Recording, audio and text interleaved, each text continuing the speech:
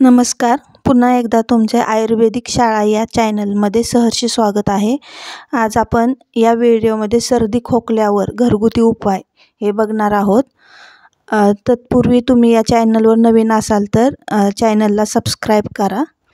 हवामान बदलले की संसर्गाच्या अनेक समस्याही वाढायला सुरुवात होते. यामध्ये सर्वात आधी लक्षण दिसते ते म्हणजे सर्दी. सर्दी खोकला हा श्वसन संस्थेच्या संसर्गामुळे होणारा आजार आहे. हा संसर्ग एका व्यक्तीकडून दुसऱ्या व्यक्तीमध्ये वेगाने पसरतो. या संसर्गामध्ये जे व्यक्ती खोकतात तसेच शिंकतात त्यातून हा संसर्ग लगेच पसरतो. पण सर्दीसाठी औषधे घेण्याऐवजी घरगुती उपाय केले तर शरीराला कोणतेही नुकसान होत नाही. सर्दीचा सामना करण्यासाठी काही घरगुती उपाय पाहूया. प्रथम हळदीचे दूध. 1 ग्लास गरम दुधात 2 चमचे हळद टाकून प्या. यामुळे नाक बंद आणि घसा खवखवण्यापासून आराम मिळतो.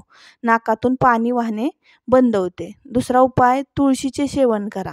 खोकला आणि सर्दी झाल्यास तुळशीची 8 ते 10 पाने बारीक करून पाण्यात टाकून त्याचा रस तयार करा. लहान मुलांना सर्दी झाल्यास आले आणि तुळशीच्या रसाचे 6-7 थेंब मधात मिसळून चाटावे. हे ब्लॉक केलेले नाक साफ करणे आणि वाहणारे नाक थांबणे या दोन्हींसाठी उपयुक्त आहे. तिसरा उपाय काळी मिरी. काळी मिरी पावडर मधाबरोबर खाल्ल्याने सर्दीपासून आराम मिळतो आणि नाकातून वाहणे कमी होते. चौथा उपाय मोहरीचे तेल. झोपण्यापूर्वी दोन्ही नाकपुड्यांमध्ये बदाम किंवा मोहरीच्या तेलाचे 2-2 थेंब टाका. यामुळे नाकाचा कोणताही आजार होणार नाही. पाचवा उपाय आलं. खोकल्यासाठी आलं दुधात उकळून प्या. आल्याचा रस मधात मिसळून चाटल्याने सर्दीपासून आराम मिळतो.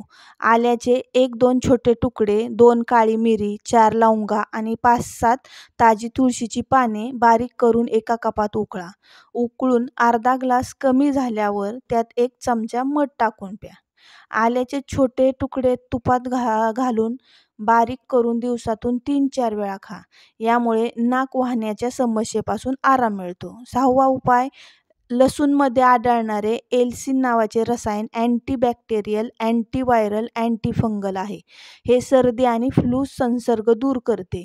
यासाठी 6 ते 8 लसूण पाकळ्या तुपात तळून खाव्या. सातवा गाईचे तूप.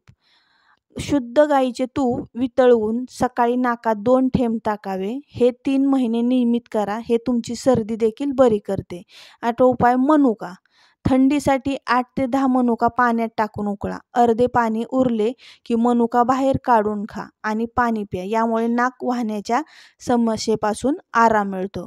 जर तुम्हाला हा व्हिडिओ आवडला असेल तर व्हिडिओला लाईक करा, सबस्क्राईब करा आणि शेअर करा. धन्यवाद.